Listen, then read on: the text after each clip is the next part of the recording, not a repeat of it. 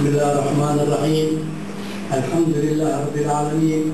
Wassalatu wassalamu ala asyrafil anbiya wal mursalin Sayyidina Muhammadin sallallahu alaihi wasallam. Alhamdulillah, kita lapangkan kesyukuran kepada Allah Subhanahu wa taala yang telah mengumpulkan kita di masjid ini pada kali yang ke-10 tahun untuk memperingati peninggalan Imam Abdullah bin Abdul Haddad. Dan kita pada bagi pihak khairat kita tak sangka bahawa sambutan daripada yang hadir dan cinta kepada Imam Haddad begitu ramai sekali. Alhamdulillah. Ketahuilah bahawa sekian kamu yang datang ke sini ialah bukan kerana kita, bukan kerana awal harap, bukan kerana Imam Al-Haddad sendiri, tapi kerana kamu telah menerima rahmat dari Allah SWT untuk hadir kamu di sini. Ketahuilah bahawa Imam Al-Haddad telah berkata bahawa siapa yang aku kenal padanya, aku tidak akan tinggal dengannya. Ini kata-kata yang sungguh menarik untuk kita, kerana kita di sini telah diperlihatkan Allah SWT dari nama-nama kita kepada Imam Al-Haddad. Dan dengan itu beliau kenal dengan kita. Dan bila kenal dengan kita, maka beliau tidak akan lepaskan kita. InsyaAllah kita mendapat kecintaan daripada beliau kerana kita hadir di sini, dan kita berharap kita mendapat syafaat dari Rasulullah yang beliau sendiri cintai hingga tak terhingga, insyaAllah. Tahun ini kita telah pilih Al-Mawdu' ataupun tema siri syarahan-syarahan Majlis Tahun Imam Al-Haddad di seluruh negara dengan bertemakan akhlak dan adab. Dan tidak ada syak lagi bahawa setinggi-tinggi akhlak dan adab ialah yang diajarkan oleh Allah SWT kepada Rasul yang kita cinta, Sayyidina Rasulullah SAW. Wa inna la'ala khuluqin adzim. Jadi Allah telah mendidik Rasul SAW dengan tangannya sendiri. Dan begitulah Habib Abdullah bin Abdul Haddad telah mencontohi akhlak Rasulullah SAW. Kesemuanya beliau telah menyampaikan ikrar kepada sahabat-sahabat beliau bahawa aku telah mengikuti semua sunnah Rasulullah SAW kecuali satu, iaitu meninggalkan rambutku sehingga sampai cicak bahuku. Tapi dilaporkan oleh anak murid dan anak beliau sendiri bahawa di akhir-akhir hayat beliau, beliau telah meninggalkan rambut beliau sehingga mencicah bahu beliau. Jadi dengan itu sempurnalah semua sunnah Rasulullah SAW yang telah ditunaikan oleh Imam Abdullah bin Abdul Haddad.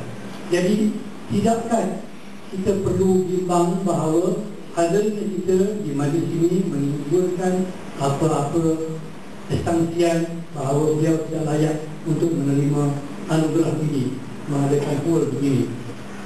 Ya, jadi kita dapati dengan mempelajari akhlak Rasulullah SAW, kita dapati bahawa Imam Abdullah bin Abdul Haddad telah sering mempamerkan akhlak-akhlak yang suci untuk kita pelajari.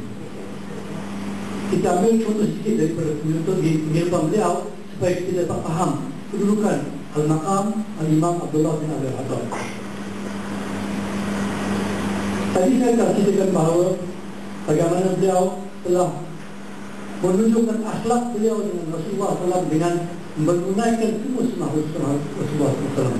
Jadi tidak syak lagi bila mencintai Rasulullah dengan tidak terhingga, sehingga mereka yang faham syarahan ataupun kasidah-kasidah beliau dalam buku beliau Darul Mazlum, bahawa beliau telah melahirkan sedikit-sedikit cinta kepada Rasulullah SAW.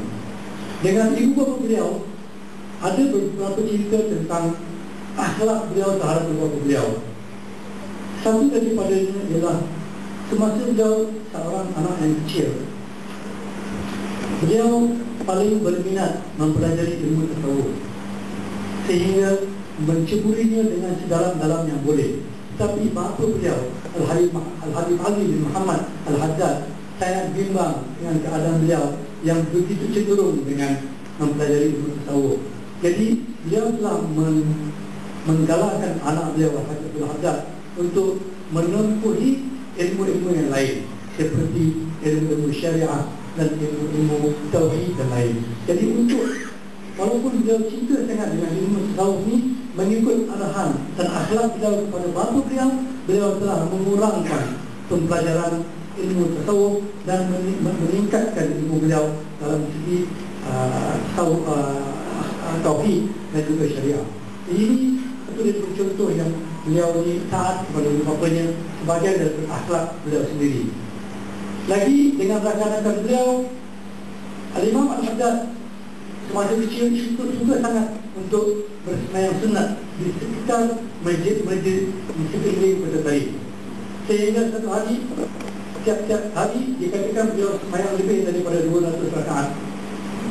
Dan jika beliau mendapati bahawa masjid itu terkunci, pernah diriwayatkan bahawa seorang telah melihat Al-Hajj Abdul Haddad masa kecil menziarahi Masjid Al-Hajj Abdul Rahman Al-Sagar di Kota Taif, dan didapati bahawa masjid itu terkunci. Jadi beliau memanjat pagar masjid itu untuk masuk dalam masjid dan untuk menunaikan sembahyang sunnah beberapa rakaat di situ.